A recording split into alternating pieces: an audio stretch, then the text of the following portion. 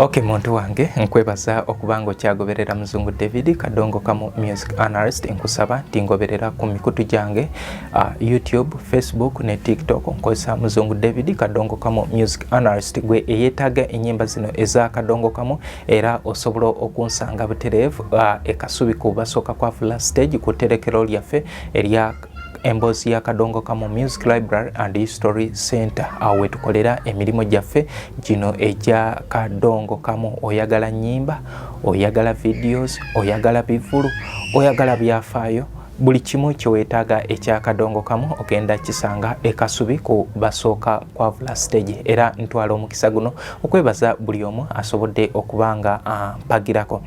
Jebuvuddeko awo 13 omwezi guno ogwa December 2024 Lord Fred Sebata yalina ekivulu kye kyeyatuuma 42 years of Lord Fred Sebata Music Experience kyali ku Selena. Era ndoosa kyekimu ku kivulu ekya Kadongo Kamu ekyasembye ekikyasoose okubaawo ku mutindo ogw'ekikulu ekyo. Ebintu bingi byetwalaba, graphics ekyamazima yali mulungi, designing stage bagikola bulungi, ebivuga bya soundinga bulungi, then arrangement y'abantu naye yali nnungi, abantu engeri gye baatuula mu budde. Era kino ekintu kyayongera otulaga nti Kadongo Kamu ono muganzi, kubanga twalaba ebikonge ebyenjawulo, sente ezitaali sente naye sente ensajja 15,000 n'okweyongerayo naye zaagenda okutuuka ssaawa 10 nga kyenkana Serena ekubyeko. Naye ekibuuzo kiri nti lwaki abantu we babadde nga bakola eno ebivulu bya Kadongo Kamu abantu babadde tebagenda? So ndooza abategeka ebivulu bya Kadongo Kamu ansa eryawo. Tulina abantu bangi oba ebikonge bingi nga byandyetaze okujja okulaba ebintu byaffe, naye oba olyawo ebifo ebitegekeberwamu ebintu bino oba olyawo bitiisaamu abamu security wise biki. Kale omuntu nabanga alaba ayinza obuteegazanyizaayo. Kati ndooza Serena yensonga lwaki yakubako. Ate ne Sebata yennyini abantu babadde bamulinamu ennyonta ebbanga ddene nga takola kivulu kye. Ekivulu ekyo kyatuzaayo ku kivulu kye yakola mu mwaka gwa 1996. Ekivulu ekyo kye yayimbira Ssaabasajja Kabaka. Ekivulu ekyo wolaba ebintu ebyo ebyenjawulo, stage performance yabadde wano ekyamazima nga olaba ebintu ebyenjawulo lwakuba obudde oba bwe bwabadde obutono, kubanga enyemba nyingi zinalabanga ate tazituyimbidde oba olyawo nga twandyetaze okubanga tukola ki nga tuzirabako nga aziperforminga. Kati nze ensonga yange Lord Fred Sebata we yayimba oluyimba lwa Saamu Wange yagamba nti oluyimba Saamu Wange yalufulumya 1982. Era nendaba baganda bange aba Bukedde TV nga bataddeyo ku Facebook page yaabwe nga balaga 1982. Akati naawe munnange weewunyiriza waliwo ekintu kyenneewunya kimu. Kati oluyimba ng'olwo emyaka gyalwo sigibala naye mbala lwe lwafulumira. Manyi we mbala emyaka mpulira afwala.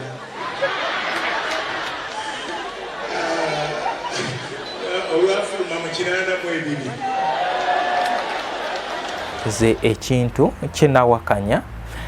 Nafuna abantu bangi abajja nga basupportinga ensonga yange, ate nenfuna abalala munnaye nga bo mama kyagambye nabo kyebagenderako ne bagamba omusajja mwennyini kuyimba ayogedde ate gwe owakanya otya. Ndina right ewakanya singa mbeera n'obukakafu, ate naye ayina right egamba nti yafulumya olwo mu mwaka ogwo singa obukakafu bubeerawo. Naye nga obwolumu tujja terezanga some elements singa Kadongo Kamu ono tuba twagala abeere nga atambula okugenda mu maaso. Tugenda kubeera nga ebintu ebimu tukkiriza tutereze, era we tunaabanga twagala okuwabulwa kirungi. Muzee Sebata nze simunenya emyaka gigenderedde, ate n'ebintu bino obwolumu babyerabira. babyerabira. Nze nkoze interviews mpitirivu ku bantu abo era nga n'ebimu gwamutereza kubanga fe abamu obwongo bukyali fresh. Lord Fred Sebata kubanga kyenzijjukira obulungi nti afulumya oluyimba lwo olwasooka 1979 wadde abasinga ekyo tebakigoberera. 1979 yafulumizaako record emanyiddwa nga Satana record. Luno oluyimba lwa Samu Wange lwayogerako yalufulumiza mu Jinja Rebel eya Busula. Busula kati obudde buno abeera wano ku kyalo e Busula wano nga Bombo Kalule gy'abeera. So tugenda terezaamu Satana mu myaka gy'ensanvu. Satana yajja nga Busula oba Jinja Rebel tenaba kujja. Kati oluyimba kubanga nga zino Stan Yankema yali ku Satana. Stan Yankema aina versions ziri 3. Ey'omu 79 then n'abeera n'endala gye yaddamu n'akola era ku teepu eyo baateekako ne Muzeeyi Kakumirizi. Eno kubanga bagenda ne bakwata eno gyenkutte wano bagenda ne bakolamu version eyali endala, ne bakolamu Samu Wange ne bamwongeramu version endala, Tereza, Obwamalaaya, omukyala eyeekolera. Kati bakwata ennyimba zaabwe ez'emabega ne bakola ki ne bagatta ne bakola eno. Kati then ne Samu Wange owa 96 naye waali. So tuddeyo emabega. Lord Fred Sebata okuyimba akutandikira mu Kadongo Kamu and Culture Company. Kadongo Kamu and Culture Company yatandikibwa 1971 oluvannyuma lwa Uganda Picking Guitarist okuva Uganda Picking Guitarist kye kibiina kya Kadongo Kamu ekyasookera ddala, naye ekibiina ekyo we kyavaawo nga bote bamaze omuwamba Amini we yajja mu buyinza, Ministry of Culture nekola omukago ne Kadongo Kamu ne bakola Kadongo Kamu and Culture Company.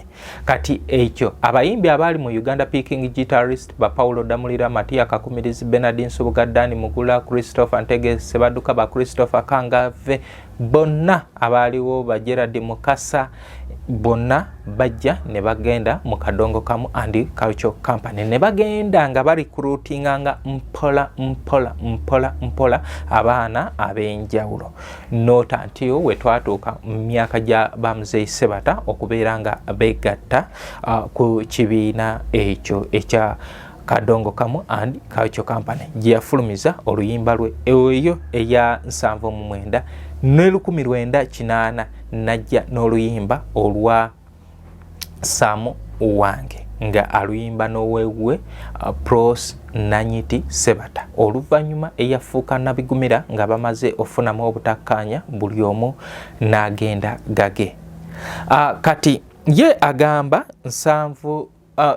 agamba nti yalukola 62 kyekyo kyembagambye nti n'omukulu awubwa kubanga ndaba wano olaba ndowooza wenkulaga wano woolabaawo twetegereze bulungi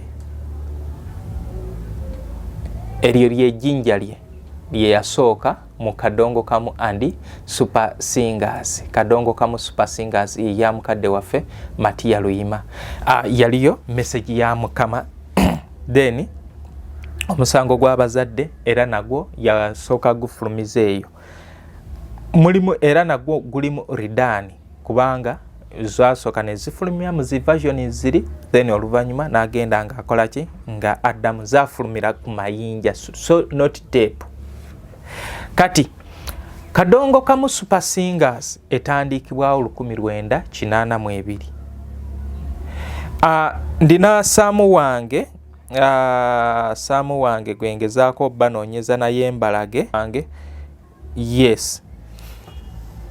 Ogenda kutulagako amayinja gano abiri, amayinja gano abiri amayinja gaago abiri nga bwe gali yoyo Samu Wange original version eya 1980 yali ku Jinja Rebel. Jinja Rebel yatandikibwa 1980 era ba Muzeeyi Ssebatta be baali ba pioneers abagundi aba Jinja Rebel. Kati njagala nkuwe n'ekirala nga nakyo kikyeyogerera. Wetuvaano najjanga nsomesa kubivuga engeri gye byajja mu Kadongo Kamu. Kadongo Kamu oluyimba Saamu wange solo gita weesooka okubeera nga ewulikika mu luyimba lwonna olwa Kadongo Kamu, nga solo gita yasooka kuwulirwa oba yajjira mu luyimba lwa Saamu wange olwa Lord Fred Ssebatta n'owewe Pros Nanyiti Ssebatta.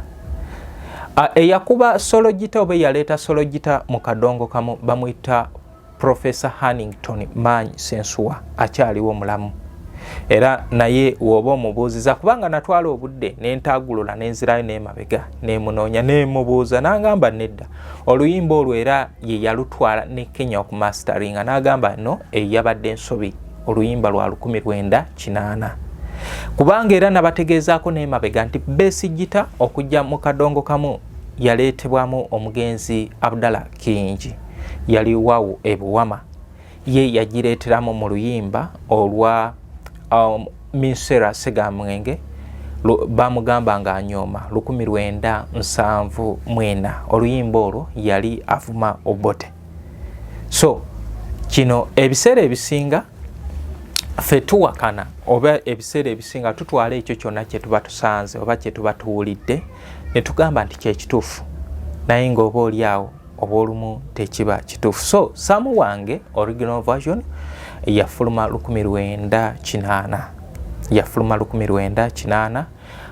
Mastering bagikolera Kericho wa Kyandalana nga Professor Hannington Manyi Sensuwa ye yagikubamu solo gita, naye oluvannyuma mu 1996 tiimu Kizito nga bali mu kasiwukira baddayo ne bakola oluyimba olwo ne bakola version yaffe kati gye tumanyi eyayimbibwa Harriet Sanyu ne Lord Fred Ssebatta. Ke kamu ku buntu bwenjagadde tunoganyeeko bulungi.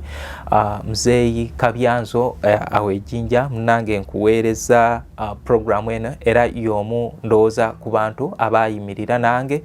Nebaza mukwano gwange omuzungu Mr. Mo oba Michel Von Holt, omwami oyo y'omu ku bantu benzikiririzaamu nzaalwa ya Netherlands, era ebintu bino wenagira nga mugambye ku kintu kya Ssebatta naye yaŋŋamba simanyi oba akantu kano onoosobola okugira obulungi. Twali twogera ku Ssebatta oluyimba lwa Saamu wange era nga naye akugamba 1980. Mr. Mo nga kugamba 1980.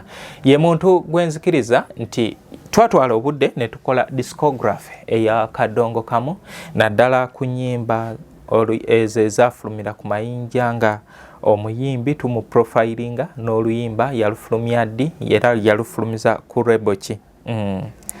So Stan Yankema nga lwe lwasooka, then ono Saamu wange najja mu 1980, naye nga